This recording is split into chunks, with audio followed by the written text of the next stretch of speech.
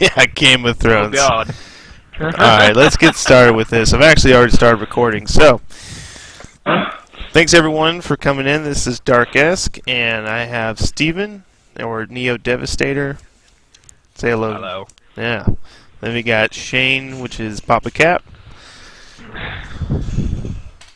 And Kenny, which is Psionic. And you may remember Psionic from Starbound, which we played together a little bit before.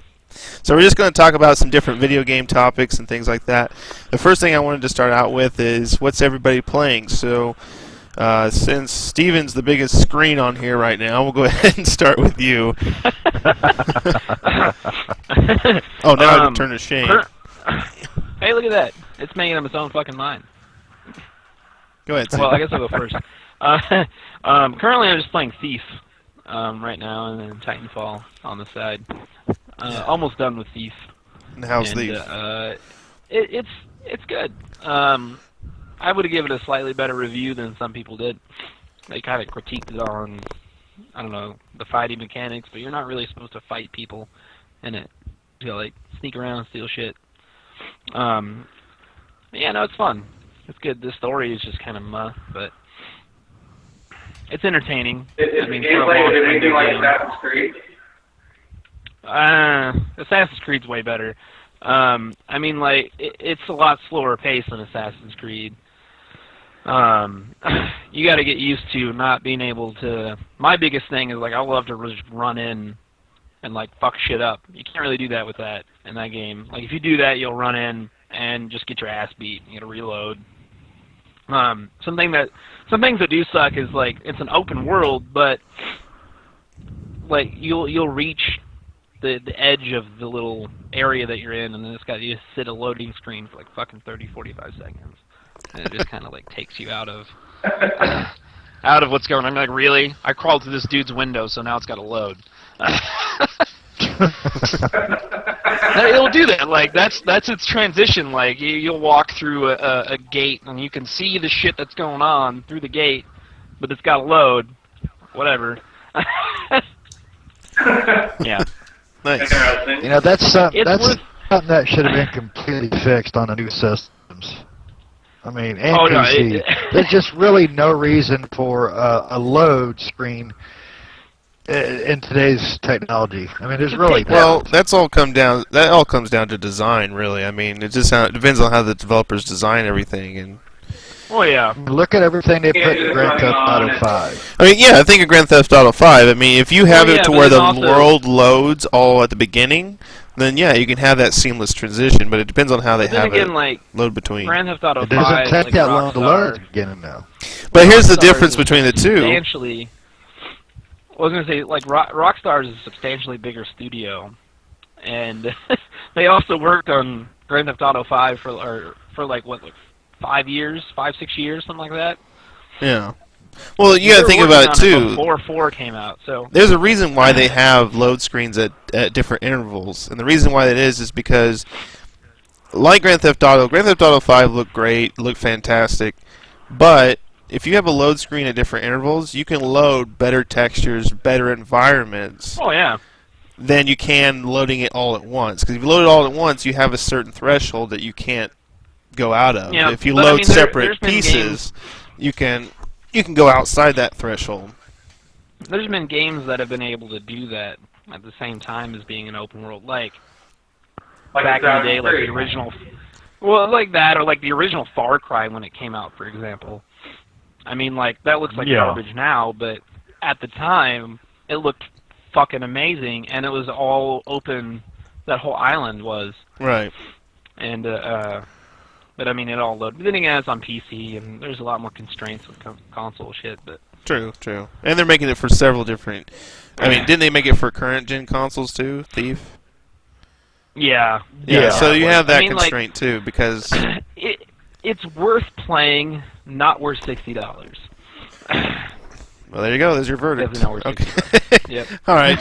So like 40, if you can get it for like 40 or less, play it. I mean, it's at least 12 to 15 hours long. I mean, you'll get your money's worth there, but it's just Yeah. It's entertaining.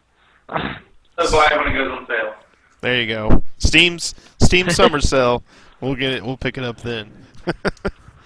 All right. So Ken, Sonic, what are you currently playing? What are you currently in? I'm playing the shit out of South Park. Speaking truth. Yeah, and how's that? It's really good. Really good. No, I love South Park anyway, but when you're playing this game, it's like you're in the world. It's fantastic.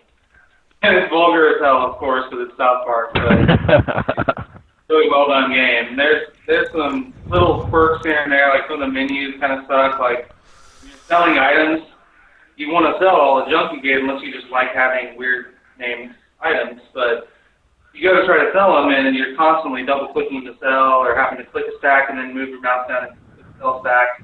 It'd be kind of nice if you could sell everything at once, like all your junk. But other than that, it's just really great. I wish there was a way to get some cutscenes, like when you're doing battles, there's some cutscenes some moves that are really good from some of your team, and it'd be nice if, like, you could skip it after you've seen it 18 times. You know? Right. But yeah, it's a lot of fun. It's kind of like Final Fantasy with those long drawn out, when the Aeons and stuff you summon. It's like, I get to watch this video again. Yeah. You ever heard? Those though but were you really never heard cool. Cloud Street. But you never heard Cloud Stripe go eat my dick. If that just randomly happened one time out of like the million times you did it, and you're like, what the fuck? Like he just said, I'm losing my mind here, guys. So, what about you, Shane? Splinter Cell. Splinter Cell. The $30 demo, or not Splinter Cell. I was going to say, like, Splinter Cell. Metal Hey, you're Gear playing an old one. Metal Gear Solid. Well, I keep saying it because some of the new gameplay elements are very Splinter Cell, and even Hideo Kojima has said he was inspired by the Splinter Cell series because you can tag enemies now. The difference is, though, you can tag as many. You can tag as many enemies as you want. $30 for this big demo is too pricey. I definitely get 15 for it in a heartbeat. It's more than 2 hours long. People need to understand that the main story is 2 hours long on your first run through. Somebody just did it in 10 minutes, but you get five extra missions after that, and there are various things. Like right now, I'm doing a time thing to see how fast I can tag every enemy on the base, and there's a lot of damn enemies. And then the other one I was getting ready to do, I skipped it. Is you got to go through and take out AA turrets and things like that, and those are, they're really fun and they're time consuming. But there's a good 8 to 10 hours of gameplay in this thing, and there's a lot more if you really want to go through and fight all those little Hideo Kojima nutty things like the bikini posters on lockers and shit like that. Got all the achievements and stuff. Yeah, and I'm not an achievement whore, but I love the little crap in the Metal Gear games. Just those little things just crack me up. Oh yeah. Like the frogs from Metal Gear Solid 3. Yeah. Well, you get into the locker, and then you can really get a close up of the titties. Just hope he doesn't open it.